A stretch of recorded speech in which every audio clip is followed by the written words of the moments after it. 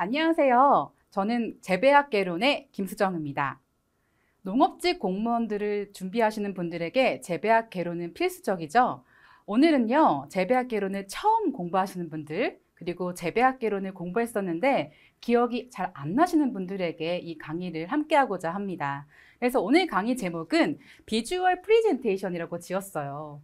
우리가 농업에 관련된 다양한 용어를 보고 그리고 다양한 활동들에 대해서 이해를 하는데 그게 눈으로 시각화되거나 되지 않으면 금방 우리 뇌 속에서 휘발돼 버립니다. 그래서 제가 많은 자료들을 공유하고자 하니까요. 프린트 다운 받으시고 끄적끄적 거리시면서 재배학엔 이런 용어들이 있었구나, 이런 활동들이 있었구나 하고 정리를 한번 해보세요. 아시겠죠? 그럼 수업 시작하겠습니다. 자, 먼저 재배라는 용어, 우리 재배학기론 배우니까 재배에 대해서 짚어보고 갈게요. 재배, 영어로는 cultivation, plant culture라고 하고요. 정의는 한번 같이 읽어볼게요. 사람이 일정한 목적을 가지고 경지에 작물을 길러 수확을 올리는 경제적인 영위체계. 좀 어렵다. 그쵸? 그런데 예시를 좀 보고 가면 좀 편해요. 나 딸기 재배해. 나 벼 재배해. 이랬을 때 이 재배는 이 작물, 여기 작물을 가지고 이제 전체적인 수익을 올리는 그런 활동이에요. 저도 이번에 벼를 재배하고 있습니다. 그래서 벼를 재배하는 농업 경영인이죠. 그런 거 생각했을 때 이 재배는 우리나라의 농업인 그리고 농업 경영을 하시는 분들에게 이루어지는 활동이라고 볼 수 있습니다. 활동. 그래서 재배가 어렵게 느껴지시는 분들은 우리가 작물을 기르는 활동이다라고 정의를 내리시면 조금 더 편하실 거예요. 그런데 이제 학술적인 그런 내용들을 보고 다시 한번 뒤집고 가면 사람이 일정한 목적이 있죠. 자, 농업 경영인에게 목적은 무엇일까요? 수익성이죠. 자, 그리고 경지에 작물을 기릅니다.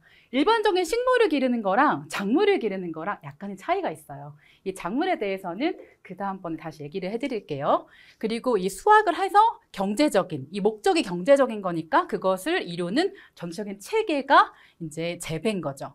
자, 재배의 한자. 아마 한자 싫어하시는 분들 굉장히 많으실 거예요. 저도 어렸을 때 한자 선생님이 무서워가지고 한자가 굉장히 싫었는데 이 농업은 한자 용어가 굉장히 많아요. 그래서 심을 재, 붓도들 배 해서 재배입니다. 그래서 영어와 한자 요거까지는 몰라더라도 요거에 대한 설명 정도 이해하시면 공부하기 조금 편하실 거예요. 자, 재배를 알았으면은 재배 활동을 통해서 이제 우리가 기르게 되는 식물, 특히 작물에 대해서 배우실 거예요. 자, 인간이 이용할 목적이 있겠죠? 경제성, 수익성을 발휘하게 되는 그런 식물들이에요. 우리나라 그리고 전 세계적으로 식물이 굉장히 많죠. 그중에서 목적이 있어야 되는 거예요. 내가 그냥 취미로 가꾼다. 이거는 작물이 아니에요.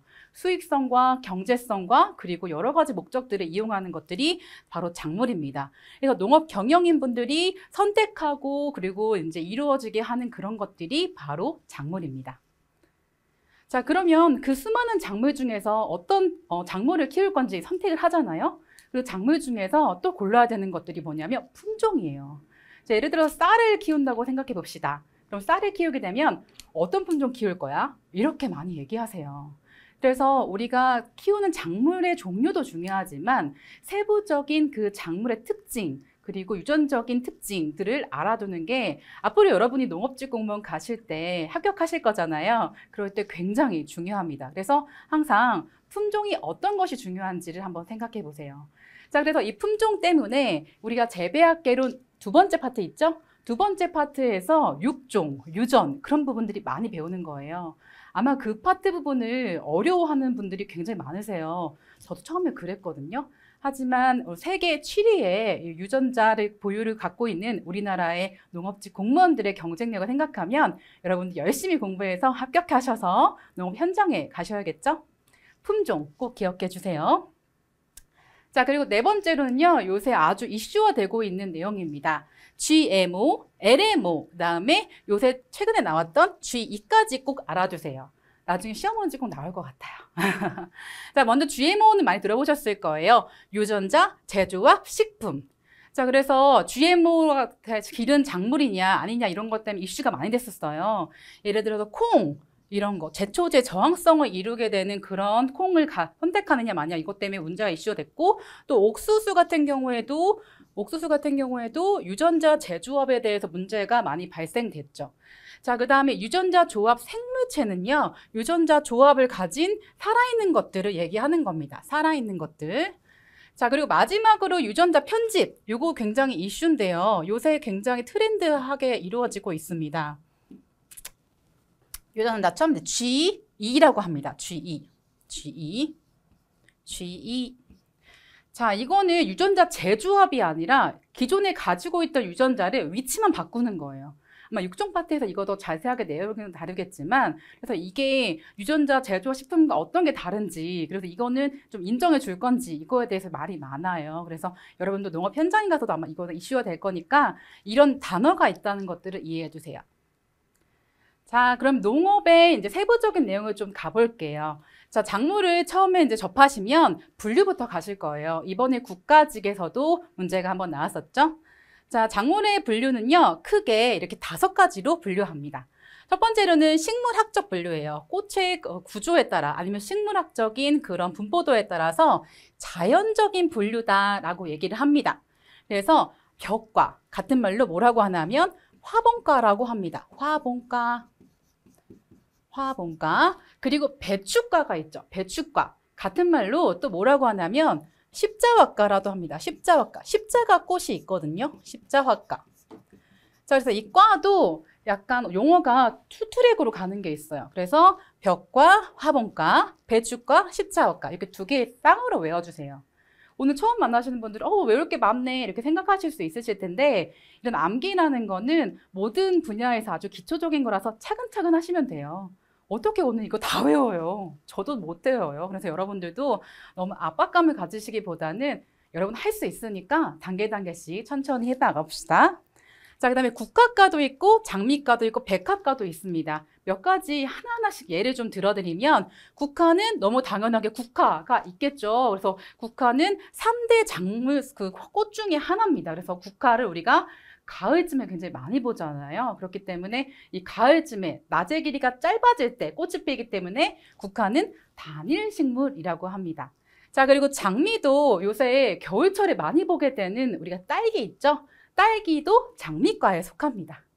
자, 그리고 제가 살고 있는 지역은 마늘로 굉장히 유명한 지역이에요. 그래서 마늘도 이렇게 어색하게 들리시겠지만 백합과에 속합니다. 그래서 여러분도 평소에 드시는 작물을 먹어보면서 이거 무슨 과 작물일까 하고 좀 고민을 한번 해보세요. 그 다음에 실생활에 좀 적용을 해보시면 이 재배학개론을 공부하시는데 굉장히 재밌습니다. 자, 2번째로는요, 이용 용도에 따른 분류예요. 다른 말로는 농업적으로 분류하는 겁니다. 그래서 식용작물, 공예작물, 약용작물, 기호작물, 사료작물 등으로 분류를 합니다. 자, 그런데 우리가 또 다른 과목이죠. 식용작물, 우리가 주식으로 이용하는 작물을 또 배우게 되죠. 그리고 현장에 가시면 또 다른 작물도 함께 하실 거예요. 그래서 여러분들이 재배학교는 탄탄하게 배우셔야 현장에서 여러분들이 원하시는 그런 작물들 그리고 농업인분들이 선호하고 요청하시는 작물들에 대한 이해도를 재배학개론을 바탕으로 적용하실 수가 있습니다. 자, 그리고 3번째 생태적 분류인데요. 이번에도 기출문제 나왔었죠. 그래서 호온성, 따뜻한 거를 온도를 좋아하는 작물, 장일성, 장일, 낮의 길이가 긴 걸 좋아하는 성질, 그리고 산성, 이렇게 산성기에 강한 작물들, 세부적인 생육 단계에서 그런 것들을 분류를 하실 수 있습니다. 자, 4번째는요, 작부 방식이에요. 이 용어가 좀 어색하게 느껴지시겠죠? 작부 방식이라는 건요, 작물을 재배할 때 체계를 가지고 있어야 돼요. 우리가 재배학 공부할 때도 막 뒤죽박죽 공부하는 게 아니라 이번처럼 OT 강의 듣고 그다음에 이론, 기출, 그다음에 심화 이렇게 문제풀이 순서대로 가잖아요. 그런 것처럼 작물을 재배하는 방식에도 연속적으로 재배할 건지 연작, 그리고 돌려가면서 재배할 건지 윤작, 그리고 서로 교차해서 재배할 건지 교호작 이런 식으로 구분해서 하는 그런 작물의 분류 단계가 있고요. 기타적으로는 휴한, 좀 쉬거나 아니면 땅을 파주는 등의 중경 작물 등으로 구분할 수 있습니다. 이런 전체적인 분류들은 저와 이론 강의 시간에 더 체계적으로 그리고 쉽게 좀 더 알려드릴게요. 자, 첫 번째, 식물학적 분류부터 좀 더 세부적으로 한번 가볼까요? 식물 기관과 그리고 차이점에 따른 분류법입니다. 그래서 벽과, 콩과, 배추과, 가지과, 밭과, 백합과 이렇게 세부적인 작물들이 있어요. 그래서 문제가 요새는 좀 복합적으로 나오기 때문에 이렇게 벽과가 뭐예요? 이렇게 단순하게 나오진 않는단 말이에요. 한 두세 개가 연거퍼서 융합돼서 문제가 나오거든요. 그래서 이렇게 벼보리, 밀, 호밀, 옥수수, 조, 사탕수수 이런 거 다 식용작물에 속하는 거잖아요. 그리고 콩가, 이 콩가는 조금 쉬워요. 이게 콩콩콩 이게 두로 끝나는 거 많거든요. 두. 우리가 두유 바로 이제 콩으로 만든 거잖아요. 그래서 이 두로 끝나는 것들이 좀 많아요. 그 팥을 좀 체크해 주세요. 팥이 좀 헷갈려 하시는 분들 조금 계시거든요. 자, 그리고 배추가 같은 말로 십자화가라고 말씀드렸죠. 무, 배추, 유채, 갓, 양배추, 브로콜리 이런 것들이 꽃이 굉장히 예쁘고 축제도 많이 하잖아요. 그래서 이 십자가 모양의 꽃을 가지고 있습니다. 자, 그리고 가지과, 감자 동그라미 해보시면 이 감자가 우리가 먹는 부분이 괴경이라고 합니다. 그래서 괴상한 줄기라고 생각을 하시면 좋은데 이 감자 부분이 이제 헷갈리시는데 감자 꽃을 보면 가지과 꽃이랑 굉장히 비슷하게 생겼어요. 그래서 이 감자, 가지 다 같은 친구들이에요. 그리고 토마토, 고추, 담배, 피투니아도 꽃이 다 유사한 모양으로 가지고 있습니다. 그래서 밭과 같은 경우에는 이제 우리가 쉽게 외울 수 있는 거 수박, 호박, 박, 멜론 이렇게 좀 규모가 크고 꽃이 크고 이런 종류들을 밭과라고 보실 수 있는데요.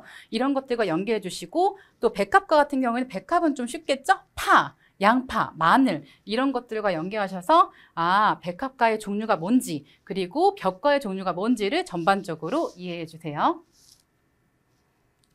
자, 그리고 생태적인 분류도 한번 보고 갈게요. 생존 연한, 몇 년 동안 사냐 이런 걸 묻는 문제예요. 1년만 사는 거, 그리고 월년만 사는 거, 2년생, 다년생 이렇게 네 가지로 구분할 수 있어요. 어떤 교재에는 요거 두 개를 묶는 경우도 있거든요. 근데 우리 교재에는 시험 문제에도 이제 분류가 돼서 나왔기 때문에 시험 문제와 유사한 그런 카테고리를 기준으로 이렇게 두 가지로 구분을 해놨습니다. 자, 먼저 1년생은요. 1년 동안 생육을 마치는 작물이에요. 그래서 기준을 1월 1일로 잡는 거죠. 1월 1일 안에서 12월 31일 안에 생육을 마치는 것들. 벼, 옥수수, 수수 1년 동안 여러 번 키울 수도 있겠지만 1년에 한 번 보통 키우기도 하죠. 자, 월년생은요. 1년 안이 아니라 2년을 이제 해를 넘어가게 되는데요. 가을에 파종하고 그 다음 해에 성숙고사하는 작물이죠. 그러니까 가을보리, 가을에 파종하고 그 다음에 이제 봄, 여름쯤에 수확하게 되겠죠. 2년생은요, 봄에 파종해서 그 다음 해에 성숙고사하는 작물이에요. 그래서 길이를 보면 이것보다는 이게 조금 더 길다고 느껴질 수 있어요. 그래서 어떤 책은 이거랑 유사하게 나오는 것도 있습니다. 그리고 다년생 같은 경우는 경제적으로 생존 연한이 긴 작물이에요. 그러니까 어떤 작물들은 우리가 수확하지 않더라도 계속 자라는 그런 작물들을 다년생이라고 볼 수 있습니다. 생육 계절은요, 여름과 겨울로 구분할 수 있고 또 생육 저고는 저온성, 그러니까 이제 저온에도 잘 자라는 작물이겠죠. 그리고 고온성, 고온이 필요한 작물일 수도 있고요. 열대 작물, 최근에 우리도 지구 온난화 때문에 계속 작물의 그런 위도가 올라가고 있죠. 그런 것들 생각하시면 이 각각의 그런 해당되는 작물들을 한 번씩 스쳐 지나가면서 봐주시면 좋아요.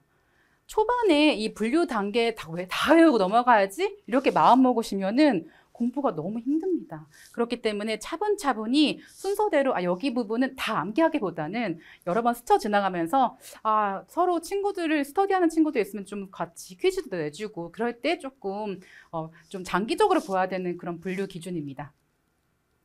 자, 그럼 세부적으로 또 한번 넘어가 볼게요. 여러분들이 식물을 기르게 되면은 우리가 뿌리 내려야지. 그리고 잎이 난데 이런 식으로 얘기하실 때가 굉장히 많아요. 특히 3월 달에는 작물을 기르는 시즌이니까요.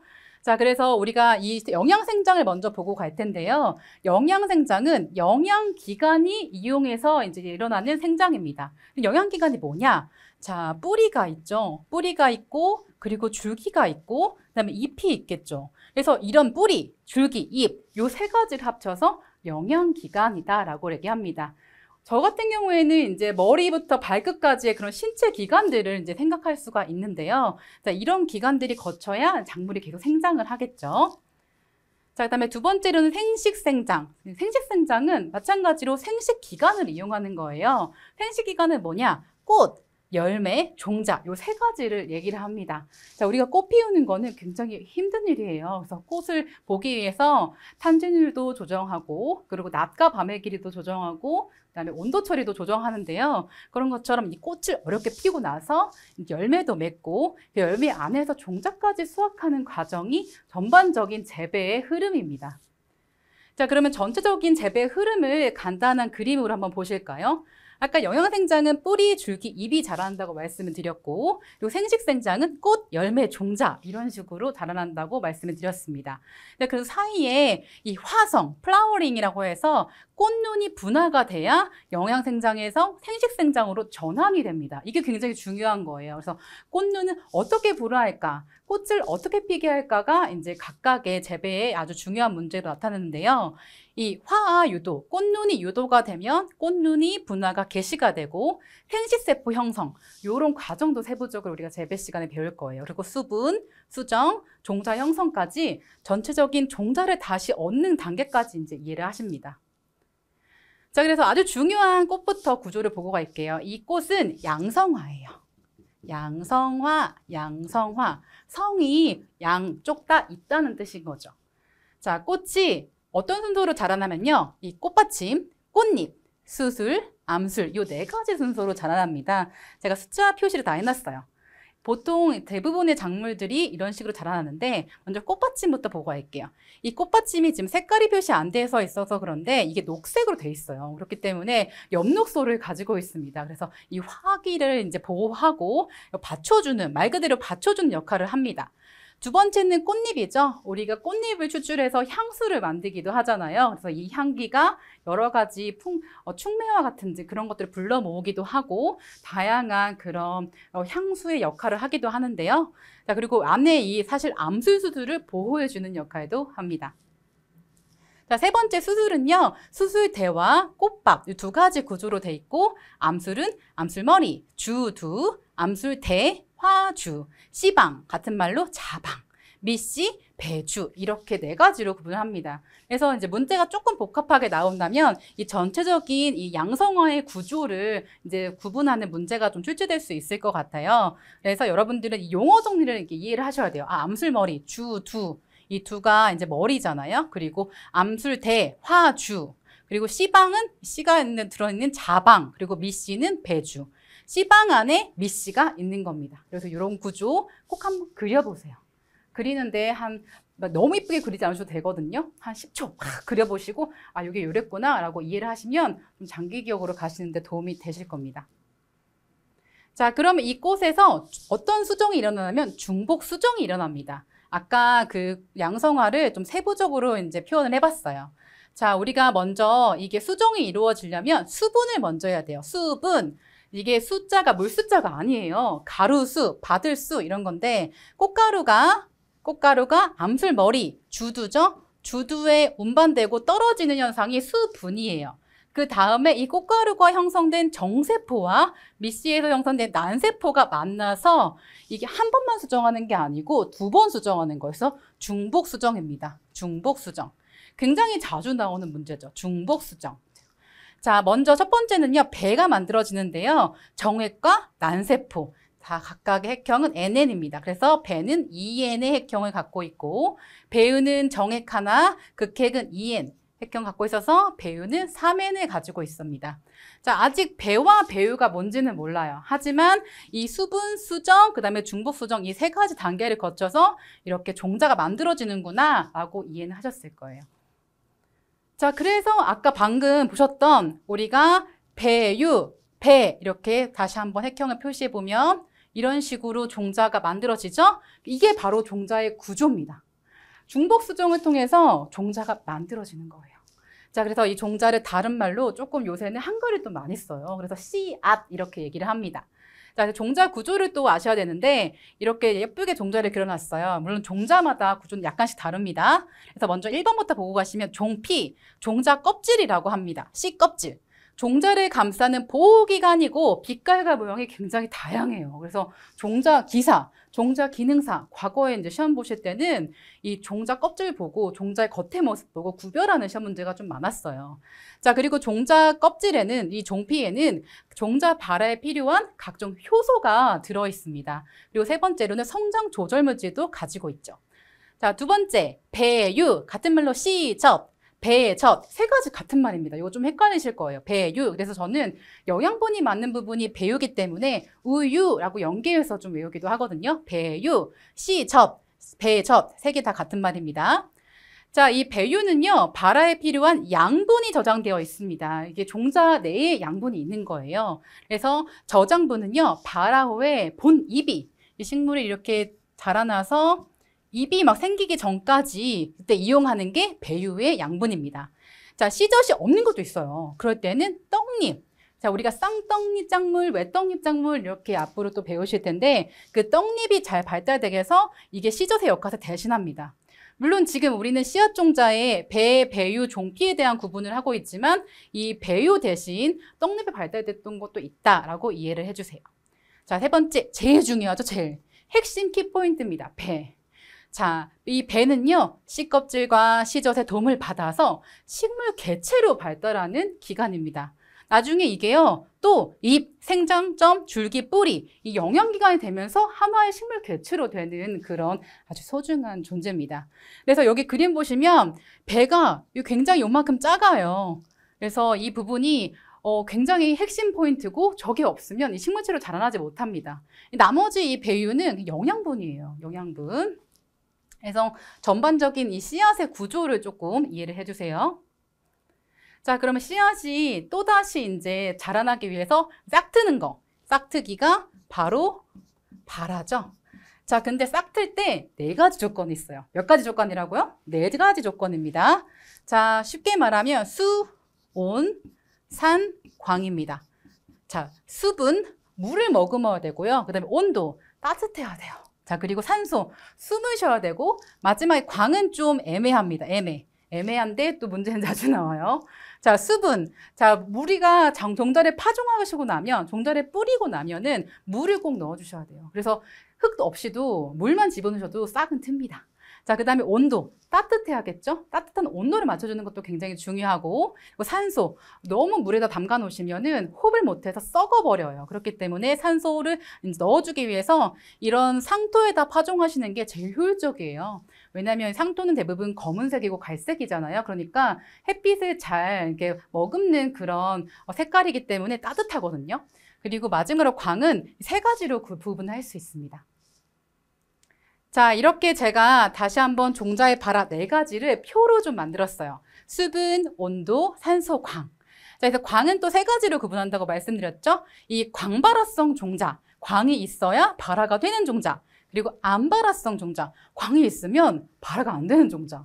세 번째는 광이 있던지 말던지 이것보다는 그 위에 온도나 여러 가지 수분 머금는 정도가 더 중요한 작물이 있습니다. 자, 그래서 먼저 광발화성 종자는요. 나 광 너무 좋아해. 그래서 호광성 종자라고도 합니다. 두 개 같이 세트로 외워주세요. 호광성 종자. 자, 두 번째는 암발화성 종자예요.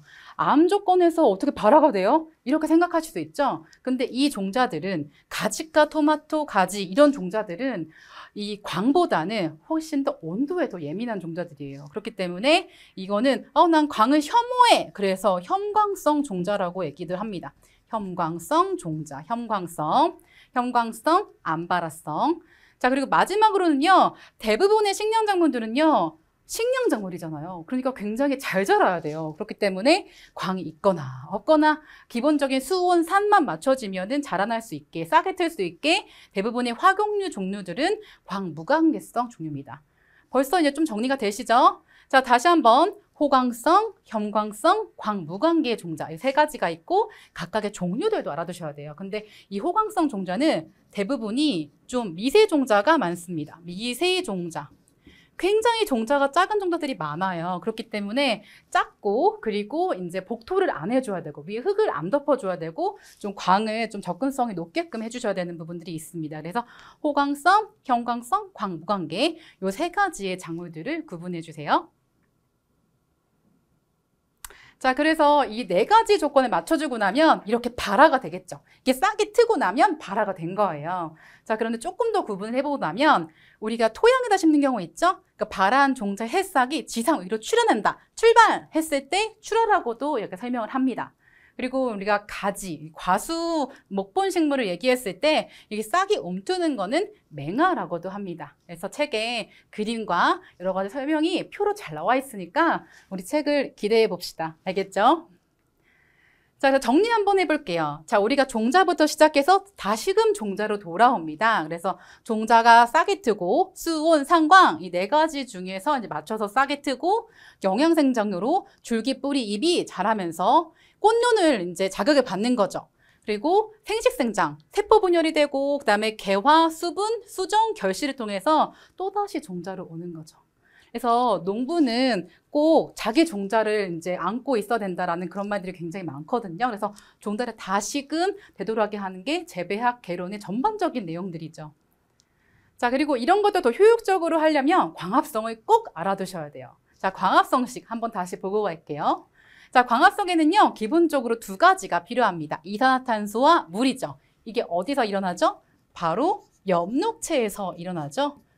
엽록체 안에 이제 엽록소라는 색소체가 있습니다. 엽록소 안에서. 그래서 이 엽록소에서 이런 현상이 일어나는데요. 이산화탄소가 이제 물과 합쳐서 이제 광이 비춰지게 되면 포도당이라는 탄수화물과 산소, 물, 그리고 ATP라는 에너지가 만들어집니다. 그래서 광합성 효율을 높이자 이랬을 경우에는 이 포도당 여러 가지 영양분이 쌓이게 되면서 식물이 자랄 수도 있고 그리고 우리가 얻게 되는 그 작물의 에너지가 높아지겠죠. 자, 그리고 광합성에 때 많이 나오는 문제들이 요 광보상점과 광포화점이에요. 자, 빛의 세기가 증가할수록 광합성 효율이 이제 일시적으로 정지되어 있는 부분도 있고 더 이상 증가하지 않은 부분도 있습니다. 그거를 광보상점, 광포화점 이 두 가지로 구분합니다. 그래서 이 그림도 한번 그려보세요. 여기 표가 나와 있는 보상점, 포화점, 총 광합성량, 외견상 광합성량, 호흡량 요 표 그대로 그려보시고 이렇게 요새는 그림도 시험에 많이 출제되니까 이런 거 연계하시면 좀 좋을 것 같아요. 자, 그리고 이제 작물을 키우다 보면은 비료를 안 칠 수가 없어요. 비료를 안 칠 수가 없는데 그럴 때 다량원소 9가지, 미량원소 8가지, 총 필수원소 17가지를 이제 함께 하셔야 돼요. 그리고 여기 나와 있는 세부적인 17가지의 이제 결핍됐을 때 증상 이런 것들도 많이 나오거든요. 그래서 이럴 때는 어떤 비료가 부족할까요? 라고 나오는 부분이 많은데 우선은 17가지를 외우셔야 돼요. 그래서 이거를 관련된 제가 영상을 만들어 봤어요. 그래서 이거 틀어놓고 평소에 이제 밥 먹을 때 한 번씩 들어보시면 좀 어색하실 수도 있겠지만 굉장히 또 쉽게 17가지를 외울 수 있습니다. 자, 다시 한번 보고 가시면 우선 다량원소 9가지를 한번 정리해보면 탄소, 수소, 산소 이렇게 3가지씩 끊어서 외워주세요. 그리고 필수원소 3개, 질소, 인산, 칼륨 그다음에 나머지 3개, 칼슘, 마그네슘, 그다음에 황 이렇게 외워주시는데 좀 외울 때 헷갈리시는 부분이 있어요. 어떤 부분이 있냐면 칼륨이 있고 칼슘을 헷갈려 하세요. 항상. 이게 칼륨인가? 이게 칼슘인가? 이렇게 헷갈려 하시는데 칼륨은 이렇게 K잖아요. 칼륨에 이게 리을이 이렇게 각도가 있으니까 이 각도를 생각하셔서 이렇게 칼륨 이렇게 K로 외워두시고요. 칼슘은 이렇게 세모가 이렇게 있겠잖아요. 이렇게 시오모 그러니까 CA 이렇게 연계해서 그림으로 좀 외워두시면 좀 쉽게 외우실 수가 있습니다. 그리고 9가지를 한꺼번에 외우는 것도 어려워요. 그래서 이렇게 3개씩 끊어드린 거예요. 그리고 요 3가지는 필수원소 3개. 그래서 비료 포대를 이렇게 구매하시면은 이렇게 NPK대로 하나씩 이렇게 표시되는 부분들이 있어요. 그래서 NPK대로 우리가 그런 필수 원소의 함량을 표시해 두기 때문에 그런 것도 이해해 두시면 좋겠죠. 미량원소도 8가지입니다. 철, 자, 망간이죠. 철, 망간, 구리, 아연, 붕소, 몰리브덴, 염소, 니켈. 니켈 동그라미 한번 쳐볼까요? 니켈이 예전의 책에는 16가지 원소라고 해서 니켈이 없었어요. 그래서 최근래 한 10년, 15년 안에 니켈이 추가적으로 포함되어 있습니다. 다시 한번 보시면 철, 망간입니다. Mn, 자, 그 다음에 구리, 아연, 붕소, 몰리브덴, 염소, 그 다음에 니켈까지입니다. 자, 그 다음에 이런 비료가 준비가 되면 여러 가지 시비, 이제 비료를 뿌리는 걸 시비라고 하거든요. 그랬을 때 특히나 좀 특이한 시비 문제가 있어요. 옆면 시비입니다. 여기가 이제 감자밭인데요. 드론으로 잎으로 살포를 하는 거죠, 비료를. 그랬을 때 잎에다 뿌리는 거예요. 그래서 살포기를 이용하기도 하고 SS기, 이건 이제 과수농가에서 주로 이용하기도 합니다. 그리고 저처럼 드론을 이용해서 잎에다가 이렇게 비료를 많이 뿌리기도 해요. 급속한 양분을 충전할 때 아니면은 토양에다 양분을 주기 싫을 때 이럴 때 살포하기도 합니다. 자, 그리고 이제 전반적으로 우리가 작물을 기를 때 기상 환경에 대한 것을 이제 유심히 보게 됩니다. 3단원이 우리가 기상 환경에 대한 내용이 나옵니다. 토양 얘기 나오고 수분, 그다음에 공기, 온도, 광 이런 순서대로 나오게 되는데요. 요 세부적인 내용을 한번 같이 보고 갈게요. 자, 먼저 토양입니다. 자, 우리가 토양을 만져보면 알갱이들이 만져져 있죠. 그런 것들이 대부분 고상입니다. 고상. 자, 그리고 이렇게 촉촉하게 만져지는 부분들 있죠. 눈에 보이진 않지만 촉촉한 부분이 액상이에요. 자, 그리고 정말 더 눈에 안 보이죠. 하지만 이게 돌멩이들이 사이사이 빈 공간들이 있단 말이에요. 그런 부분들이 이제 기상. 고상, 액상, 기상 이렇게 이제 표시를 해두면 고체, 그 다음에 액체, 그 다음에 기체 이렇게 구분을 할 수가 있어요. 그리고 이제 세 가지 상이 있으면 이걸 더 세부적으로 가면 이 고상에서는 이제 무기물, 미네랄이라고 하죠. 미네랄, 그리고 유기물, 이렇게 무기물, 유기물 두 가지로 나누기도 합니다. 자, 그래서 이제 완벽한 비율, 이제 뭐 이렇게 되면 제일 좋겠지만 고상은 50%, 액상은 25%, 기상은 25%, 세 가지로 구분을 합니다. 자, 그리고 이제 세부적인 또 내용을 가보시면 무기물 같은 경우에는 광물 입자, 미네랄이라고 얘기를 하고 유기물은 탄소를 포함하고 있어요. 그래서 무기물과 유기물이 어떤 차이가 있냐고 물으시면 탄소에 대한 차이입니다. 그리고 액상, 물은요, 여러 가지 이제 물질과 이온이 포함된 수분이고요. 비열이 높다라는 게 가장 이슈인 내용이에요. 자, 그리고 공기는요, 토양 속에 있는 공기겠죠. 그래서 토양 공기는 대기보다 CO2 농도가 좀 높은 편이에요. 그래서 CO2 농도를 조금 이해하시면 좋을 것 같습니다. 자, 먼저 수분부터 보고 갈게요. 토양 수분, 토양 내 수분을 이렇게 표로 만들어 놨어요. 그래서 가장 먼저 기억하셔야 될 건 유효 수분입니다. 따라해 볼까요? 유효 수분.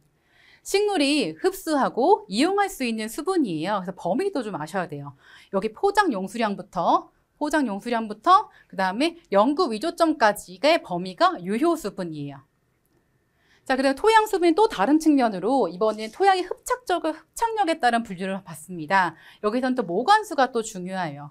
자, 모관수가 뭐냐면 토양의 공극, 그 빈 공간 내에서 중력에 의해 내려가지 않고 유지되는 수분이 모관수입니다. 그래서 모관 현상에 의해서 지하수, 이제 토양 내에 이제 자연 상태에 있는 그런 수분 내에서 모관 공극으로 의해서 상승해서 이용하는 게 모관수예요. 그래서 이 앞에 내용 보시면 이 수분 내용과 이 두 가지 수분 내용을 같이 이해해 주시는 게 제일 좋습니다. 자, 그리고 광인데요. 이 광질이라고 합니다. 광질. 이건 파장 영역을 봐서 얘기를 하는데요. 우리가 크게 자외선, 그리고 우리가 눈에 보이는 가시광선, 그리고 가시광선보다 좀 파장 범위가 긴 적외선으로 구분할 수가 있습니다. 그래서 가장 많이 보는 게 우리가 적색광과 청색광 얘기를 참 많이 해요. 그래서 적색광일 때는 발화를 촉진하게 되고 광합성에 가장 효과적인 그런 파장 영역이다라고 생각을 합니다. 그래서 광합성, 우리가 스마트팜에 가보시면은 적색광과 청색광의 그 빛을 비춰주는 게 굉장히 많았었어요. 그 이유도 광합성이 효과적이기 때문에 그 파장을 놓은 거예요. 자, 그리고 UV, 자외선이라고 하죠. 우리가 얼굴에 이제 기미 주근깨 깨지 말라고 자외선 차단제를 좀 많이 바르기도 하는데 자외선이 이게 파장이 짧지만 에너지가 엄청 강하기 때문에 식물 길이가 단축이 되고 잎이 두꺼워지는 특성을 갖고 있습니다. 그러니까 우리 인간한테는 자외선이 피부 노화를 줄 수도 있지만 식물한테는 길이를 좀 다 단축해서 도복 저항성에도 이제 강하게 해주고 잎도 촘촘하게 두꺼워지는 역할도 갖고 있는 거예요. 자, 그리고 적외선은요, 전반적으로 이제 파장의 길이가 굉장히 길기 때문에 길이 신장을 시키기도 하고 기공 개폐를 촉진하기도 합니다. 그래서 이 파트 부분도 우리가 광에 대해서 배울 때 세부적으로 다룰 거예요. 자, 그리고 광은요, 그 외에도 많은 것들이 영향을 줍니다. 광합성도 영향을 주고요. 줄기 신장, 굴광성, 이렇게 식물 줄기가 휘어지는 부분들이 굴광성의 역할을 하는데 그 얘기도 같이 포함되어 있고, 엽록소를 형성하기도 하고 안토시아닌이라는 색소를 형성하기도 하고요. 꽂는 분화가 생겨서 생식생장으로 넘어가는 그런 단계도 하게 됩니다. 그래서 광에 대한 파트를 조금 많이 다룰 예정이에요. 자, 그리고 이제 광의 파장뿐만이 아니라 낮의 길이를 좀 보고 가셔야 돼요. 자, 길이. 자, 우리가 하루는 몇 시간이죠? 24시간이죠? 24시간 중에서 자, 한계 일장이라고 해서 식물이 꽃이 피는 개화를 유도할 수 있는 유도 일장과 그리고 비유도 일장의 경계가 되는 일장이 한계 일장이라는 거예요. 나 한계가 왔어, 막 이렇게 얘기하는 것처럼. 그래서 유도 일장은 꽃이 피게 되는 그런 유도되는 일장의 길이, 비유도 일장은 꽃이 필 수 없어요. 자, 그래서 이걸 예시로 들면 이 장애 식물 같은 경우에는 한계인 그런 일장의 기준보다 낮의 길이가 좀 긴 거, 그리고 단일인 거는 한계 일장보다 짧아지는 경우에 꽃이 피는 거, 이렇게 두 가지로 구분할 수가 있습니다. 그래서 우리는 각각의 식물 종류를 또 외워두셔야 돼요. 자, 그리고 온도 잘 보고 갈게요. 온도도 우리가 식물이 자라나는 유효온도, 유효한 온도가 있고 다른 말로 하면 생육 온도입니다. 우리가 또 많은 작물들을 함께 배우실 텐데요. 그럴 때 각각의 작물들이 어떤 온도에 좀 적응 가능한지도 보고 가셔야 돼요. 그럴 때 가장 낮은 온도가 최저 온도고요. 그리고 가장 최적으로 좋은 온도가 이 최적 온도입니다. 그리고 이 작물이 자라나기 그 최고 범위의 높은 온도가 최고 온도입니다. 자, 그리고 가장 제일 많이 나오는 게 적산 온도 같을 거예요. 적산한다, 그러면 이제 쌓아나간다라는 그런 뜻인데요. 영어로 하는 게 좀 더 편할 것 같아서 표기해 보았습니다. sum, 합한다라는 얘기죠. 온도를 합한다라는 얘기예요. 작물을 싹이 트고 나서 수확할 때까지 하루 온도에 평균 기온을 더한 것이에요. 그래서 하루하루 온도가 쌓여지는 거죠.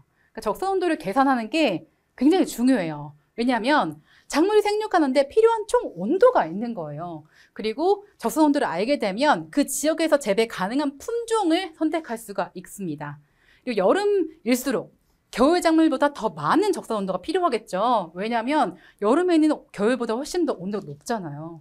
그리고 생육 기간이 긴 작물일수록 길게 키울수록 훨씬 더 적산 온도가 크겠죠. 그래서 우리도 이 쌓아나가는 그런 온도에 대해서 예시 그런 온도가 있거든요. 그것도 우리 필기 공부할 때 같이 한번 보도록 할게요. 적산 온도의 개념 다시 한번 잡고 가세요. 자, 그 다음에 춘화 현상입니다.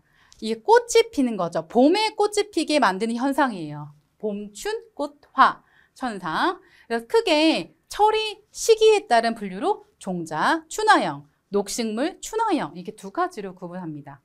종자 시기 때 이제 춘화, 봄에 꽃 피게 만드는 거, 녹식물, 식물이 좀 자라났을 때 이 춘화, 봄에 꽃 피게 만드는 거 두 가지로 구분합니다. 시기에 따라서 구분하는 거예요. 그리고 이 춘화형을 영어로 표현하면 버날리제이션이라고 합니다. 버날리제이션. 여러분들은 농업의 전문가가 되실 거니까 이렇게 영어 표현도 같이 알아두세요. 춘화 현상, 버날리제이션. 그래서 종자 시기 때요. 이 종자의 배 있죠? 식물로 자라는 그 부위, 그 종자 배에 자극을 온도 처리를 받으면 이 꽃이 피는 거예요. 그리고 녹식물 춘화형은 녹식물체의 생장점 부근에 이 온도의 자극을 받으면 이렇게 봄에 꽃이 피는 거죠. 그래서 여러분들이 만약에 무의 종자를 채취하고 싶다. 그랬을 때 종자 시기 때 냉장고에 좀 넣으시거나 하면은 꽃이 피는 그런 자극을 받게 되는 거예요. 그래서 무 종자를 내가 꽃 피고 싶다라면 이 종자 춘화형에 대한 이론 지식을 알고 있어야겠죠. 그리고 녹식물 춘화형도 마찬가지입니다. 우리가 국화 같은 경우에는 가을에 꽃이 피잖아요. 그랬을 때 이 가을 시기 때 저온의 자극을 받아서 그 다음에 꽃이 피는 거죠. 그래서 각각의 종류들 좀 알아두시고요. 좀 구분해 보시면 무, 배추, 순무, 본무는 이제 배추가죠. 추파, 맹류 이렇게 추파, 맹류. 이 추파라는 게 뭐냐면 가을에 종자를 파종하는 거예요. 추파. 가을에 뿌리는 맹류. 그리고 완두, 잠두는 콩가 작물이고요. 자, 그래서 각각의 작물의 종류와 세부적인 구분을 하나하나 이제 쌓아 나가시면 됩니다.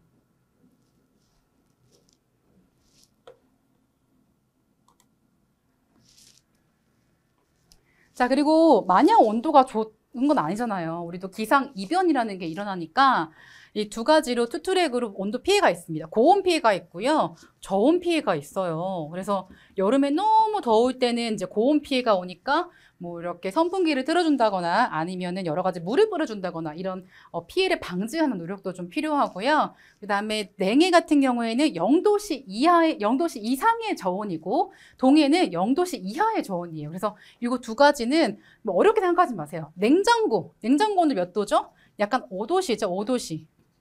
5도씨. 그 다음에 동해 같은 경우 0도씨 미만입니다. 그래서 이 두 가지를 구분해서 알아두시면 좋아요. 그래서 각각의 온도 피해를 두 가지에서 세 가지로 구분하시면 좋습니다.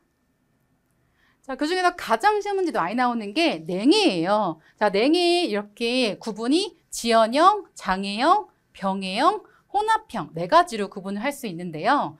지연형 냉해는 생육 초기부터 출수기, 좀 이따 설명할게요. 출수기에 걸쳐 여러 시기에 냉온을 만나서 출수가 지연되고 이에 따라 등숙이 지연되어 후기 저온으로 등숙 전체적으로 불량을 초래하는 형의 냉해이다. 자, 이 벼를 키우시게 되면은 초창기에 키울 때부터 이 출수기, 이삭이 출현하는 거죠. 이삭 출현. 일반 작물로 치면 이게 몽골이 맺힌다 그러죠. 꽃몽울이 맺히는 그 시기 때 저온을 맞아버릴 수도 있는 거죠. 그래서 어린 시기부터 출수기까지 범위가 좀 넓습니다. 등숙이 전체적으로 지연된다. 이 핵심 키워드가 있어야 지연형 냉해라고 선택할 수 있어요. 자, 두 번째로는 장애. 이게 제일 자주 나옵니다. 유수 형성기부터 출수 개화기까지. 자, 출수 또 나왔네요.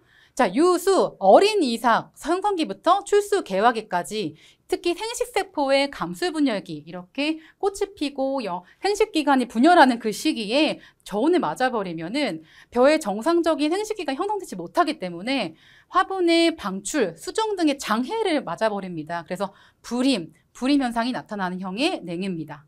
이게 제일 심각해요. 회복하기가 굉장히 어렵습니다. 자, 세 번째, 병해형은요, 저온에서 벼의 증산량이 감소되고 규산, SI라고 합니다. 규산의 흡수가 적어지기 때문에 입의 표면이 규줄화되지 못해서 도열병, 이것도 표시해 두세요.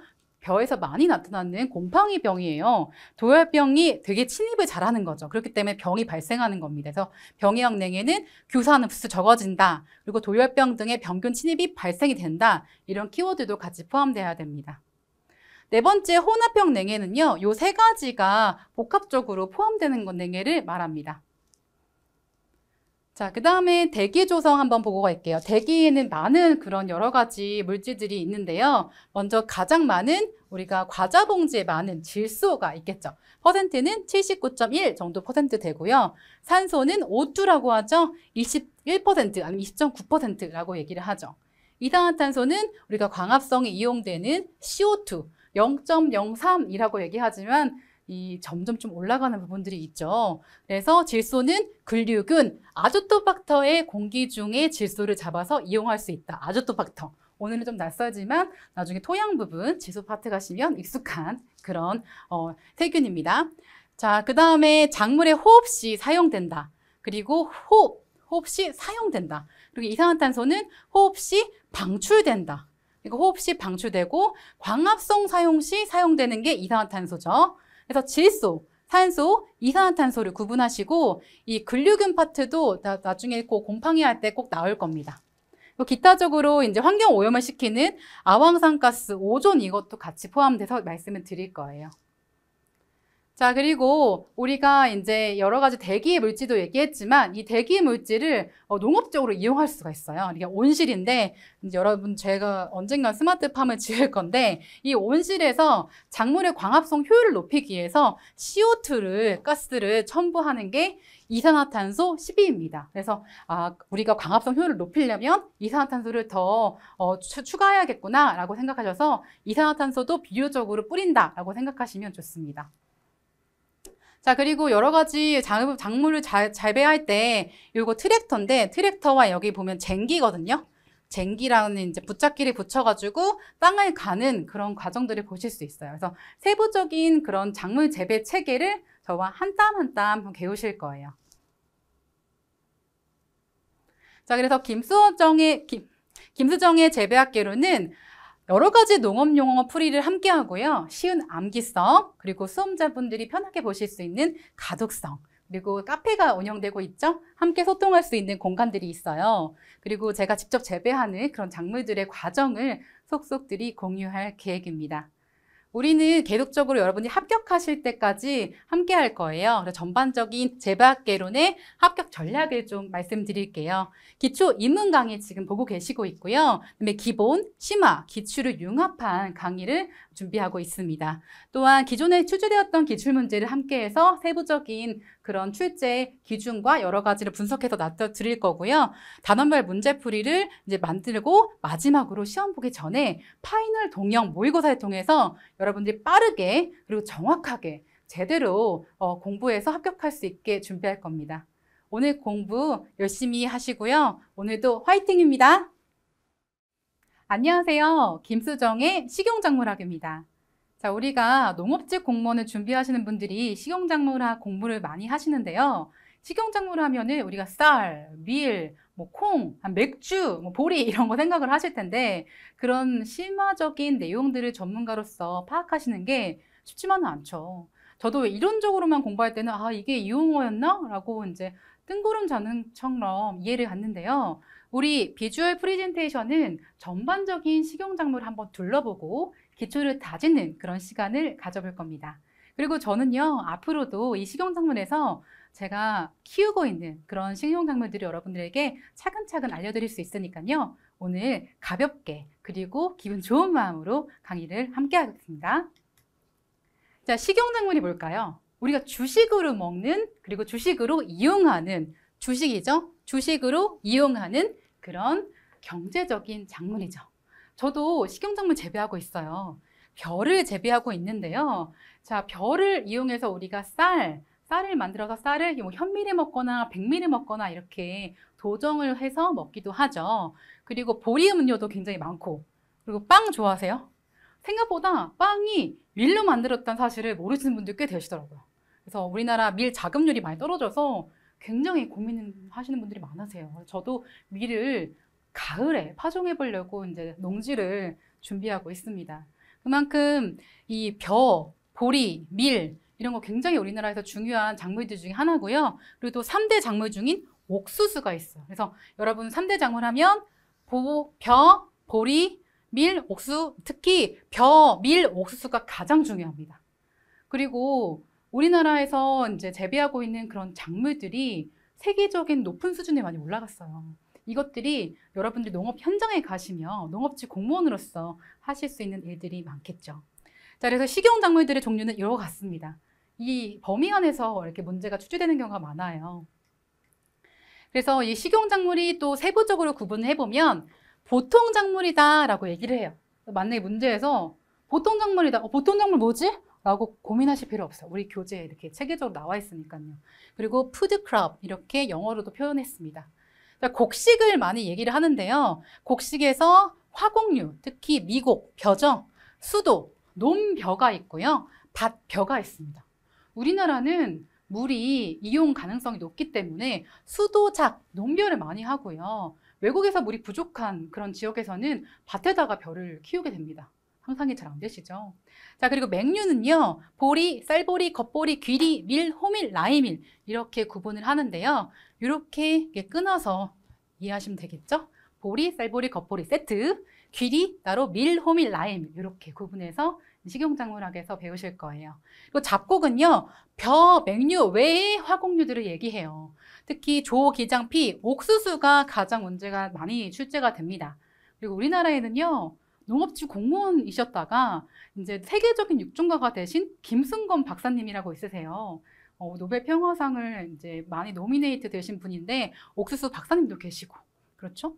그리고 콩이 있어요. 우리나라가 콩의 주산지예요. 그래서 콩, 팥, 녹두, 완두, 땅콩, 강낭콩, 누에콩 요거 종류는 좀 외우시기 쉬울 거예요. 콩콩콩 이렇게 아니면 이 콩이요.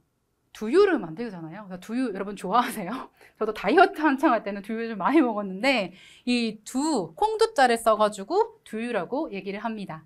근데 여기서 좀 헷갈리시는 건 이제 팥인 거죠. 이 팥이라는 단어에 두자나 콩자가 안 들어있거든요. 그래서 이것 좀 헷갈리실 수 있어요. 그래서 팥은 이제 두유에 속한다라고 이해하시고요. 그리고 마지막으로 이제 서류가 있는데요. 서류에는 지금 여기 보시면은 감자, 고구마, 카사바가 있습니다. 그래서 이런 전반적인 식용작물들을 하나하나 보실 거고 이거에 대한 재배적인 관계를 또 보실 거예요. 그래서 다시 기억하셔야 될 거는 세계 3대 식용작물은 벼, 밀, 옥수수다 라고 기억하시고 여기서 가장 많이 자라나는 거는 옥수수입니다. 요거 두 개는 C3 작물인데요. 요거 옥수수는 C4 작물이라서 광합성 효율이 요 두 개 앞에 거보다 훨씬 더 효율이 뛰어나요. 그리고 이 옥수수 같은 경우에는 우리 인간이 먹는 것보다 가축 사료가 먹는 게 훨씬 더 많습니다. 그래서 옥수수도 식량 안보에도 굉장히 중요하죠. 자, 그래서 식용작물을 다시 한번 보시면 우리 교재가 앞으로 나오게 될 때 파트가 벼, 맹류, 잡곡류, 두류, 서류 5가지로 구분이 되고요. 최근에는 좀 뜬금없이 참깨 문제가 나오기도 했었지만 저도 다양한 그런 밭작물들을 포함시켜서 이제 교재 구성할 계획이에요. 그래서 이 각각에 나오는 이 식용작물의 그 종류들을 좀 구조화시키는 게 굉장히 중요해요. 그래서 오늘은 나 뒤에 것까지는 아실 필요 없고 오늘 처음이니까 이 5가지 파트로 이 식용작물이 나오는구나 라고 입으로 조금 몰래 얘기를 해보세요. 조용하게. 논, 벼, 맹류, 잡곡류, 두류, 서류 5가지가 있구나. 특히 서류라는 단어는 좀 헷갈리실 거예요. 서류에 감자, 고구마, 카사바가 있구나 하고. 자, 그럼 먼저 벼부터 1단원부터 많이 보실 텐데요. 벼가 식용작물 20문제 중에서 가장 많이 출제가 됩니다. 그래서 벼에 대한 전반적인 이해와 생육 구조, 벼를 한번 보시면 제일 좋죠. 그리고 생육 단계, 어떻게 하면 벼를 잘 키울까? 그리고 우리나라 벼에 생육하는 그런 방법들은 뭔가? 좀 그런 것들을 책에 좀 담았고요. 그리고 재배하는 방법들을 되게 다양한 방법들이 있으니 그것도 알려드릴 거예요. 또 전반적으로 수확하고 나면 쌀 품질이나 쌀이 갖고 있는 영양적 기능들을 함께 안내해 드릴 건데요. 저 같은 경우는 벼를 재배하는 농업 경영인이기 때문에 이런 것들을 제가 실제로 벼를 만지고 보고 또 촬영해서 여러분들에게 가깝게 전달해 드릴 수 있을 것 같아요. 그래서 벼는 아주 귀한 우리나라의 식용작물이다라는 걸 꼭 기억해 주세요. 요새 벼가 굉장히 천덕꾸러기 그런 역할을 한다고 좀 마음이 아픈데요. 우리나라가 육종 전문가들이 너무 잘 키우셔가지고 수량성이 굉장히 높거든요. 그래서 지금은 오히려 외국에 나가서 육종 그런 기술을 알려드리기도 하는데 우리나라 농업 그런 공무원분들께서 되게 열심히 하셔가지고 수량성이 굉장히 높아요. 굉장히 자랑스러운 그런 사건인데 그럼에도 불구하고 우리 농업직 공무원을 준비하는 사람들이니까 벼에 대해서 체계적으로 알고 그리고 이 부분에 대해서 발전 가능성과 그리고 현장에 대해서 좀 이해를 해보는 시간을 갖어보도록 할게요. 자, 먼저 벼 뭘까요? 벼를 2가지로 볼 수가 있어요. 벼 식물체를 먼저 보면 벼 전체 식물체를 보면은 너네 벼가 자라고 있다. 근데 그게 벼죠. 식물 전체. 아니면 2 번째로는 벼 식물체에 열매를 가지고 벼다. 근데 사실 벼가 아니죠. 벼알이죠. 그래서 그 벼알이 나락이다. 나락 뺀다. 이렇게 얘기를 하기도 하고 벼톨이다. 이야기를 해요. 그래서 벼알을 가지고 껍질과 속 알맹이. 우리가 이제 현미 먹는다 할 때는 그 알맹이, 우리가 먹는 부분 현미 안의 것들이죠. 이런 것들을 먹는다라고 얘기해요. 근데 우리가 농업의 식용작물을 배우는 사람으로서 벼다 그러면은 벼 식물체에 대해서 전반적으로 배운다라고 이해하시면 됩니다. 저 위의 명칭은요. 요거는 이제 아니고 라이스 영어 명칭이고 요거는 오리자 사티바 한글로도 좀 써놓을게요. 이게 학명이라서 읽는 게 좀 학명이라서 좀 읽는 게 좀 어설퍼요.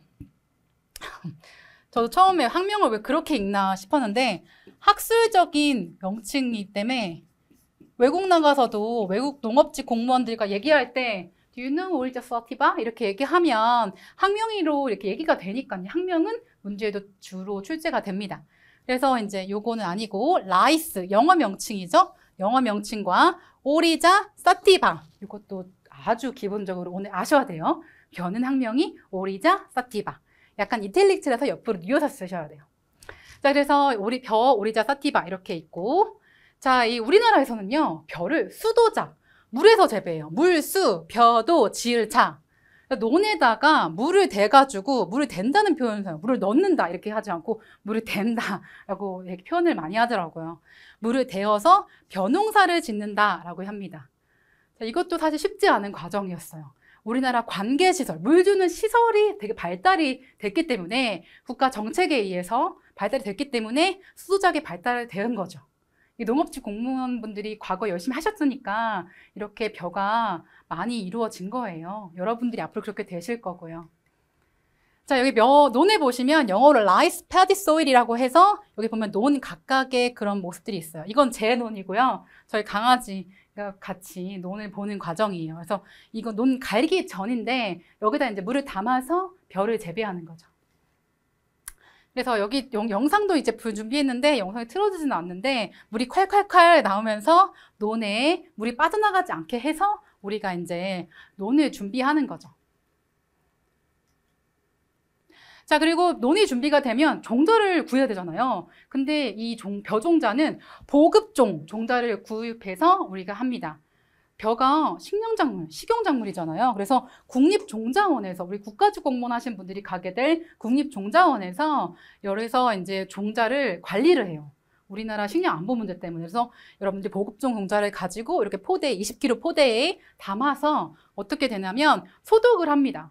저도 이제 제가 직접 찍은 사진인데 종자를 이제 발화하려면 수온, 상광 이 4가지 조건이 필요하잖아요. 근데 벼종자는 광무관계성 종자예요. 광무관계성. 광무관계성 종자이기 때문에 광과 상관없이 온도에 맞춰가지고 이 발화기에 넣어서 약간의 싹을 틔우고 요거는 이제 농약의 색깔이거든요. 우리가 농업에 관해도 PLS라고 농약의 그런 허용 물질을 맞춰가지고 적법하게 농약을 사용해서 이렇게 소독을 해주셔야 돼요. 이 소독을 해서 도열병, 깨씨무늬병, 키다리병, 도깨키를 예방을 해주는 거죠. 꼭 해주셔야 돼요. 여러분이 농업 현장에 가시면 농업직 공무원 되시면요. 이거 하는 방법 알려주셔야 돼요. 아시겠죠? 자, 그 다음에 이렇게 발화를 하고 나면 이렇게 벼종자 이렇게 있으면 이렇게 뾰게 하얗게 나왔잖아요. 이거 발화된 거예요. 발화. 근데 완전 발화된 게 아니고요. 최초의 논이 된 것처럼 1에서 2mm 정도 나오게끔 이렇게 싹을 미리 틔우는 거예요. 미리 싹 틔우기. 이게 최화입니다. 최화된 벽실을 이용해가지고 이렇게 파종하셔야 돼요. 그냥 이게 모판이거든요. 모판에다가 바로 씨앗을 넣는 게 아니라 이렇게 약간의 싹을 틔운 다음에 그 다음에 이렇게 모판에다 파종하시는 거예요. 이 모판 하나가 옛날에는 되게 무거웠거든요. 근데 요새는 모판 상토가 경량 상토가 많아요. 경량. 굉장히 가벼워요. 그래도 이제 3판 이상은 못 들어요. 어깨가 나갑니다. 저도 한 달 전쯤에 4월 한 20일쯤에 모판을 파종했는데 모판에 얻어맞아서 기절할 뻔했어요. 최근에는 경량 토양이라서 다행이었지 모판이 만약에 이제 토양이 무거웠으면은 이제 중량 토양이면은 그냥 기절하죠. 자, 요거는 이제 파종기인데요. 굉장히 휘황찬란하게 생겼죠. 그래서 여러 가지 상토 놓고 물 나오는 공간이거든요. 그래서 되게 체계적으로 잘 만들어진 벽시 그런 기계의 상토입니다. 자, 그리고 이거를 파종하고 나서 이렇게 야외에서 논에다가 부직포를 이제 해가지고 부직포 모짜리를 이렇게 만들어 놓고 이렇게 한 달 정도 키우게 됩니다. 물론 중묘냐 치묘냐 이거에 따라 다르겠지만 한 달 한 20일 정도 키워서 하기도 하고요. 그리고 최근에는 또 발화 시설을 두시는 분들이 많아서 이렇게 시설 발화 공간이 있으면 이렇게 층층층층 이렇게 공간을 마련해서 움직이기도 쉽잖아요. 그렇게 해서 발화를 시킵니다. 그래서 약간 한 일주일이면 이렇게 싹이 올라와가지고 하긴 되는데 그 다음에 이제 야외에 놔둬서 천천히 녹색으로 엽록소를 이제 자기 스스로 생성할 수 있게 녹화시키는 거죠.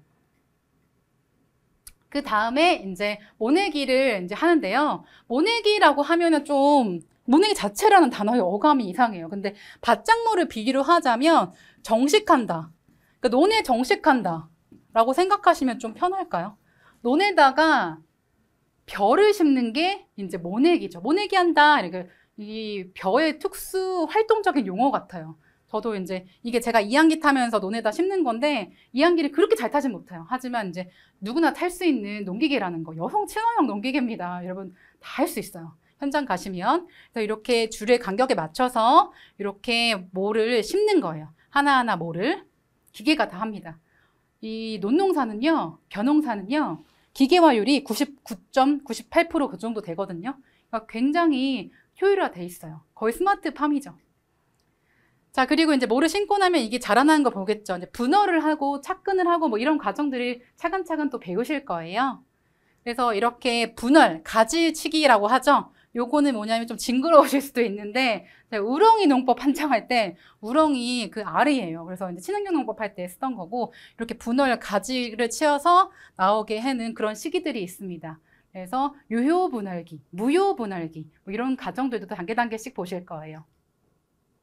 자, 그래서 제가 이제 하다 보니까 출수기 관련된 출수란 단어가 굉장히 어색하신 분들이 많아요. 특히나 식용작물에서 언어 때문에 막 스트레스 받으시는 분들이 많거든요. 그러니까 출수, 이삭이 나오는 그런 시기들에 관련된 동영상도 제가 체계적으로 만들었어요. 그래서 그것도 안내해 드릴게요. 자, 그리고 나서 마지막으로 이제 벼가 익어서, 익는다라고 얘기하죠. 익는 과정을 우리가 등숙이라고 얘기를 합니다. 등숙됐다라고 얘기를 하는데, 등숙에 5단계가 있습니다.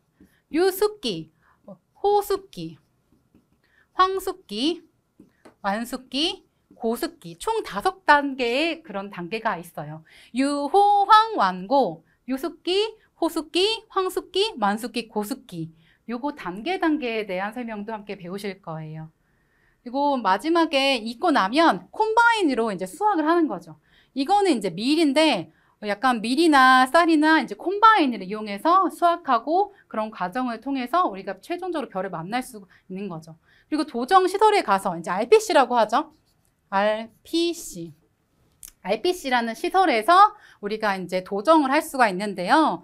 이렇게 벼의 껍질을 과피만 벗겨낸 상태에서는 현미, 그리고 종피가 2분의 1 깎여진 상태는 5분도미, 그리고 30%만 남은 상태에서는 7분도미, 그다음에 15% 남은 상태에서 9분도미, 나머지 백미. 백미는 이제 다 깎여진 거죠. 쌀눈과 호본층이 남아있지 않는 그런 상태가 백미죠. 이런 단계도 아시게 될 겁니다. 자, 그래서 우리가 백미 좋아하시는 분도 있고 현미 좋아하시는 분도 있잖아요. 그래서 맛은 사실 현미가 좀 떨어지는데 다이어트에 좋으니까 현미를 좀 좋아라 하는 게 아니라 먹어야 되는 편인데 백미도 좀 인기가 많은 편이죠.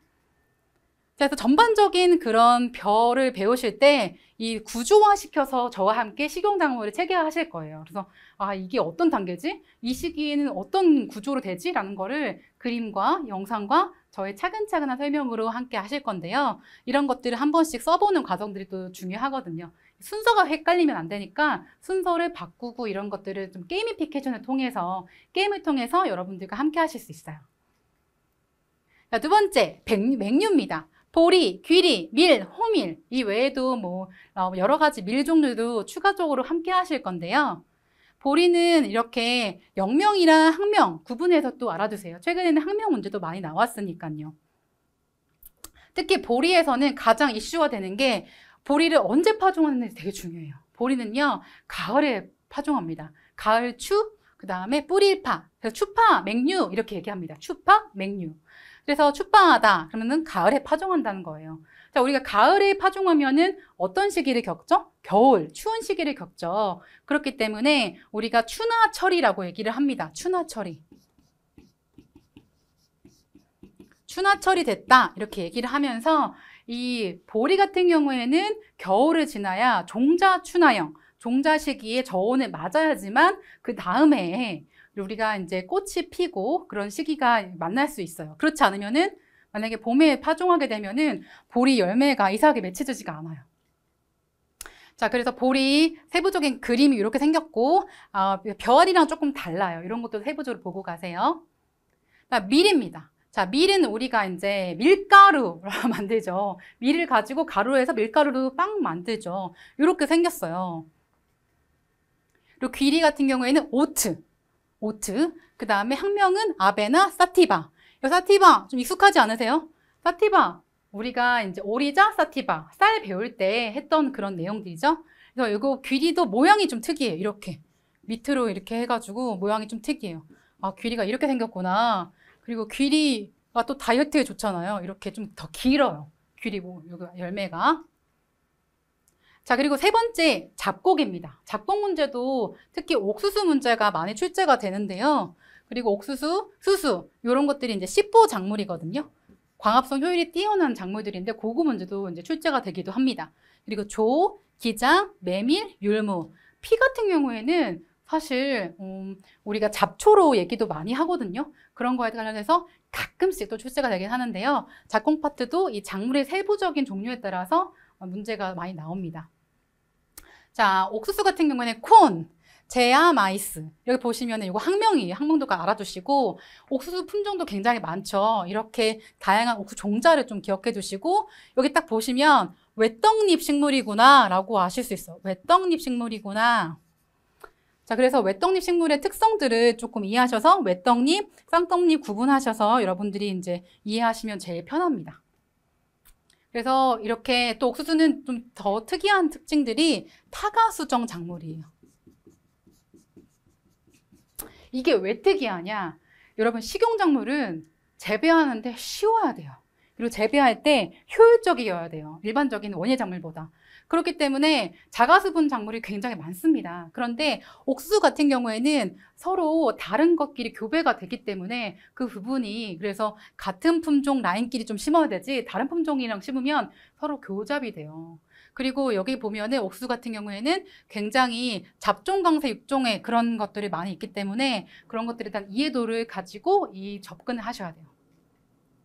자, 그리고 수수, 종자와 그리고 모양새. 오늘은 처음 만나는 거니까 수수가 이렇게 생겼구나 라고 이제 이해를 하시면 됩니다. 그리고 조, 우리가 조밥 이렇게 얘기를 하잖아요. 최근에 조에 대한 문제도 출제가 되었어요. 세타리아, 이탈리카. 학명 또 알아두세요. 그리고 메밀. 저도 메밀을 굉장히 좋아하는데 메밀 국수 이렇게 생각하셔서 메밀도 많이 이렇게 뭐 드시잖아요. 자, 또 제가 제일 좋아했던 거는 혹시 도깨비라는 드라마 보셨나요?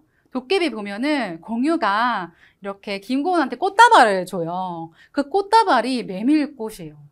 이 메밀이 이제 굉장히 빨리 이용할 수 있는 그런 작물이기 때문에 이 메밀꽃이 쉽게 필 수 있거든요. 메밀꽃 피는데 관광지로도 많이 가긴 하는데 그럴 때를 생각하면서 이 메밀을 접근하시면 조금 더 와닿으실 거예요. 자, 그다음에 네 번째, 두류입니다. 콩과 작물이죠. 그래서 지난번에는 요거 학명, 콩 학명, 완두 학명 이렇게 구분하는 문제가 출제되었어요. 콩, 팥, 녹두, 땅콩, 강낭콩, 동부, 완두. 그리고 강낭콩 문제도 출제되었고요. 강낭콩, 속이 다른 것은 해가지고 전반적인 내용을 좀 이해하시는 게 제일 좋죠. 자, 콩은 소이빈 하고 대표적인 쌍떡잎 작물의 예시로 많이 나오죠. 그리고 이 영명이랑 학명 이것도 오늘은 외우셔야 돼요. 오늘 다 많은 내용을 알려드리지 않고 오늘은 학명 그리고 분류 체계 이 정도만 아시면은 오늘은 정말 잘했다라고 말씀드리고 싶어요. 외울 게 지금 차차 단계적으로 있잖아요. 근데 오늘 왜 이렇게 조금밖에 안 배워? 라고 생각하실 수 있겠지만 우리는 차례차례 단계와 계열성을 가지고 가는 겁니다. 그래서 이렇게 쌍떡잎 작물에 귀엽게 파종돼서 나오는 그런 모습을 보실 수 있어요. 그리고 완두콩. 완두가 제일 이슈인 거는 콩 중에서 저온 시기에 가장 먼저 파종하는 그런 작물 중에 하나예요. 완두도 그런 식의 내용들이 많이 이슈화 됩니다. 녹두. 우리가 녹두전 할 때 이 녹색깔의 그런 콩이죠? 녹색깔 콩. 팥도 요새 제일 이슈입니다. 그래서 이거는 자가수분이 굉장히 많이 되기 때문에 쉽게 여러분도 기르시기에 좀 좋아요. 자, 그 다음에 마지막 서류입니다. 서류에서도 나오는 문제가 좀 어느 정도 정해져 있는 편이에요. 감자, 고구마, 카사바. 카사바보다는 감자, 고구마 문제가 제일 많이 출제가 돼요. 그리고 감자 같은 경우에는 특히나 여기 작물을 기르다 보면은 이제 솔라늄, 요게 성분 얘기도 많이 나오고 감자를 장기 보관했을 때 한 얘기도 나오기 때문에 감자를 농업에 처음 접하시는 분들이 가장 쉽게 재배하실 수 있는 그런 작물들이 감자예요. 그래서 감자는 보통 3월쯤에 심고 6월 말에 캐기 때문에 그런 부분들을 실제 여러분들이 농업 현장에서 도시농업에 적용하실 수도 있는 파트인 거죠. 자, 고구마, 스위트 포테이로죠. 그래서 이거 학명도 이포모에야 바타타스. 이거 좀 약간 학명 얘기할 때마다 좀 이상하게 느껴지는데 그렇게 실제로 읽습니다. 그래서 이 고구마도 전체적인 구조, 요거 같은 경우는 이제 괴근입니다. 아까 감자 보셨을 때 감자는요, 요거 파트가 요 감자잖아요. 감자가 우리가 먹는 부위가 어떻게 부르냐, 먹는 부위를 어떻게 기르냐, 이거 굉장히 중요한데 감자는 괴경이거든요. 이게 줄기예요. 괴상하게 생긴 줄기. 자, 그런데 여기 보시면 요거는 뿌리예요. 괴상하게 생긴 뿌리. 그래서 이런 것들을 감자와 고구마를 비교한 문제도 많이 출제가 돼요. 아시겠죠? 그래서 전반적으로 보면 오늘은 학명을 조금 보고 전체적인 작물의 그런 그림과 어떤 식으로 우리 식용작물이 나오는구나 라고 이해를 하시는 그런 파트고요. 이제 앞으로 교재와 그리고 전반적인 세부적인 내용들을 함께 하시면서 식용작물의 전문성을 가지시게 될 거예요. 김수정의 식용작물 합격 전략 보시면요. 식용작물의 기초적인 입문 강의들을 지금 함께하고 계시고요. 그리고 기출문제, 또 기본, 심화, 기출을 융합해서 이게 뜬금없는 그런 내용을 배우는 게 아니라 기출됐던 내용, 그리고 앞으로 중요시되는 내용, 농업 현장에서 필요한 내용 위주로 강의를 할 거고요. 기출문제 풀이도 세부적으로 단어 하나하나 따져가면서 안내를 해드릴 거예요. 자, 그리고 각각의 우리가 5단원을 배웠는데 그거의 단원별 문제풀이 되게 중요하죠. 이 문제풀이도 제가 예측 모델을 써서 여러분들이 나올 것 같은 문제들을 융합할 거고요. 마지막으로 여러분이 농업직 공무원 시험에 합격하기 위한 최종 파이널 모의고사를 통해서 식용작물의 요새 난이도가 높아지고 낮아지고 난이도가 뒤죽박죽이잖아요. 그럴 때 합격선에 다가갈 수 있게끔 문제풀이를 안내할 계획입니다.